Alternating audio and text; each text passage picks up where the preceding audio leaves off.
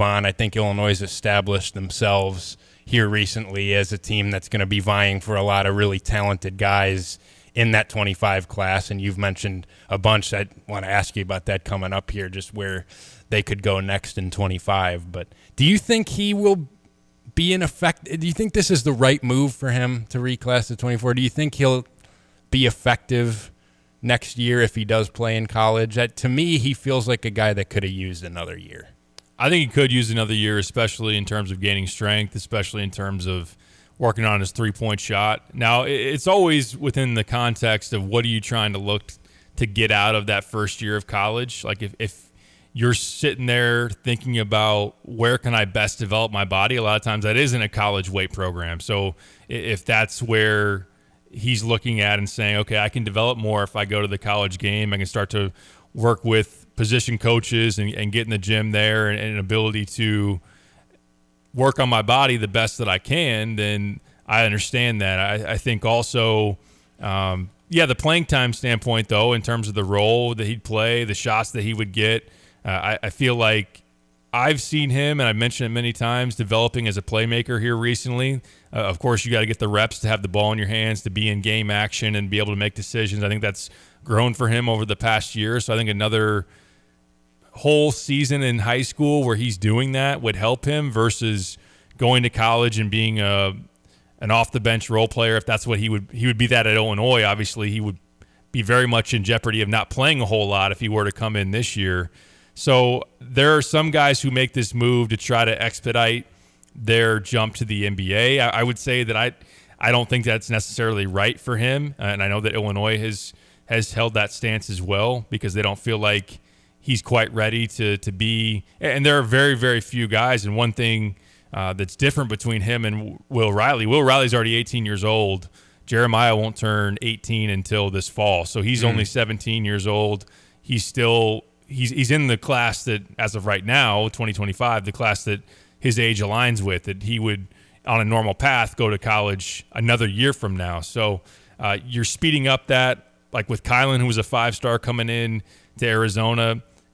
The production immediately, it was okay in terms of, like, again, it's calibrated to what you are expecting, but he was an okay role player off the bench that made threes, but really wasn't ready to splash in college basketball, and very few guys are at that age. So with Illinois, I agree with you. The great thing from Illinois' standpoint is that you don't need to make like a desperation move to pull him in now, to hand him a bunch of playing time and say we need you a year earlier than what, again, your clock would say originally.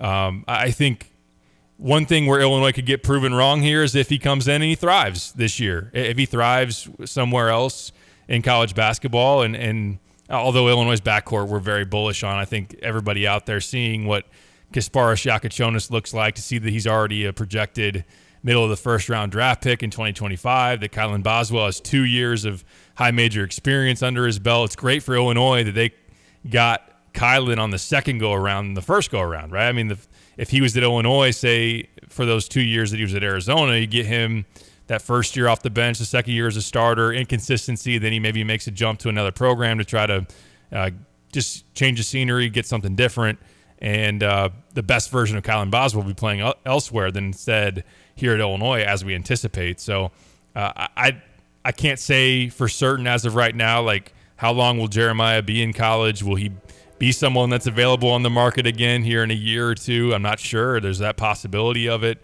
But, yeah, I think that if Illinois was on board with the reclass, this would have happened a lot earlier. This would have happened in the spring. This would have happened when Illinois didn't have a point guard. I was going to ask that. Do you think if he makes this decision to reclass on April 1st instead of July 1st, that Illinois would have tried a lot harder to make it work and keep him? I don't necessarily think so. Okay. I was told in the spring that, if he reclasses, it's likely going to be him going somewhere else. Okay. And that was before. So before Kylan Boswell even entered the transfer portal, I had been in contact with Jeremiah's family and had heard, like, hey, we feel like we're ready to come in right away and be the point guard this year. Take the keys and go help lead Illinois to another deep run in the tournament. And from Illinois' standpoint, I then made some calls and checked in to see if anything had changed. And I was told no, like, hey, we we love him as a player, who he can be, his offensive talent, but we just don't think he's ready to come in this year, at least especially when you line it up with what would the role be that he would want in college as a young freshman. What would the NIL ask be if he's coming in as a 17-year-old and what he would try to command? And I think that those things just didn't align between Illinois and Jeremiah. So him making this announcement today, I think it's important for people to kind of understand that this wasn't just within the last week was like, you know what, I'd really like to go to college. This has been something that his dad's been pushing for a long time over the last handful of months.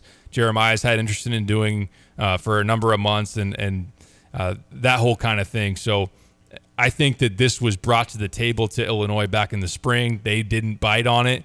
And I think that there's probably been kind of a back and forth between Jeremiah's side of, all right, do we want to sit here and stay committed to Illinois and play out this thing to 25, or is there another spot that we want to go to? And have feelers been put out? I think that they probably have, and that's probably why we see an announcement today that there is interest out there somewhere for him to get a role that he would like, to get an NIL price tag that he would like, to be able to open this thing up. So I know we have people weighing in on the Max Twin City text line.